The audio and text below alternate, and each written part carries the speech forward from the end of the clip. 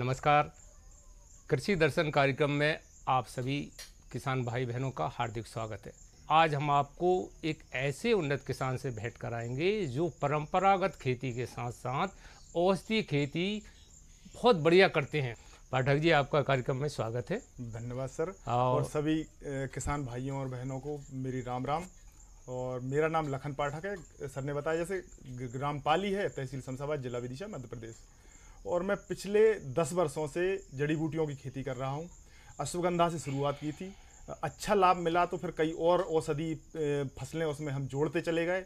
और लगभग इस समय हमारे पास 200 प्रकार की औषधि फसलें हैं, जिनकी हम प्रसंस्करण भी करते हैं, प्रोसेसिंग करते हैं। और वैद्य का काम भी है हमारा। तो यहाँ पे जो भी पेशेंट आते हैं या औषधियों की जिनको आवश्यकता होती है वो भी हम प्रोवाइड कराते हैं।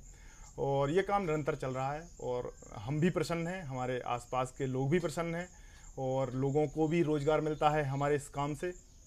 और एक और सर मैं अपने तरफ से बताना चाहूँगा कि हमारे गांव में लगभग 200 से ऊपर किसानों की संख्या है, जिसमें से एक भी किसान अछूता नहीं है जिसने अश्वगंधा की खेती ना की हो। अश्वगंधा, कलौंजी, सफ़ेद मूसली, अकरकरा, इनमें से कोई ना कोई फसलें प्रतिवर्ष किसान लगाते हैं। और आसपास के क्षेत्र में, बल्कि हमारे ज़िले में तो कम से कम इस गांव को औषधि ग्राम के नाम से जानते हैं लोग। अच्छा, जी सर। जी जी। तो आप हमें ये बताएं कि इसकी प्रेरणा आपको कहाँ से मिली और कौन कौन औषधि फसलों की आप खेती करते हैं स्वयं? सर 1997 में मेरा बीएससी हुआ था और अपना ये पैतृक काम था खेतीबाड़ी का। तो मैंने खुद अपने से ये सोचा कि नौकरी की तरफ तो दुनिया भाग रही है, हमें कुछ खेती में ही कुछ बेहतर करें ताकि हम अपना जीवन भी अपने गांव में माता पिता के साथ में रहकर बेहतर कर पाएँ और अन्य लोगों के लिए भी कुछ प्रेरणा का स्रोत बन पाएँ। इस उद्देश्य से हम खेती में ही अच्छे नवाचार करने का प्रयास करते रहे।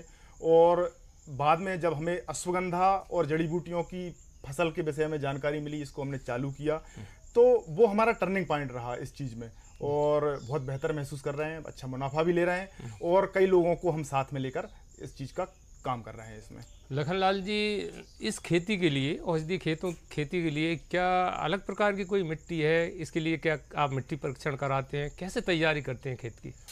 सर मिट्टी परीक्षण तो करवाते हैं और करवाना भी चाहिए, ताकि पोषक तत्वों का पता चलता है कि हमारी मिट्टी में किस प्रकार के पोषक तत्व हैं।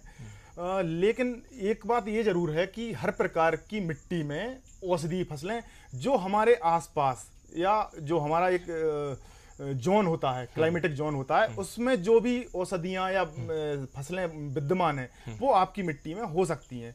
कुछ चीज़ों में बदलाव करने की ज़रूरत है जो कि मिट्टी परीक्षण के बाद में उनमें पोषक तत्व डाले जा सकते हैं, वर्मी कंपोस्ट के माध्यम से या जैविक खाद के माध्यम से, और अच्छे से आप फसलें उगा सकते हैं। जी पाठक जी, वर्तमान में किसानों के सामने एक मुख्य समस्या ये है कि कम लागत में अधिक उत्पादन कैसे है।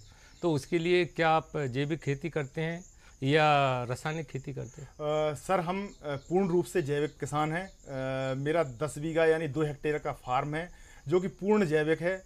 मध्य प्रदेश राज्य जैविक पंजीयन संस्थान से हमने उसका पंजीयन भी करवाया हुआ है।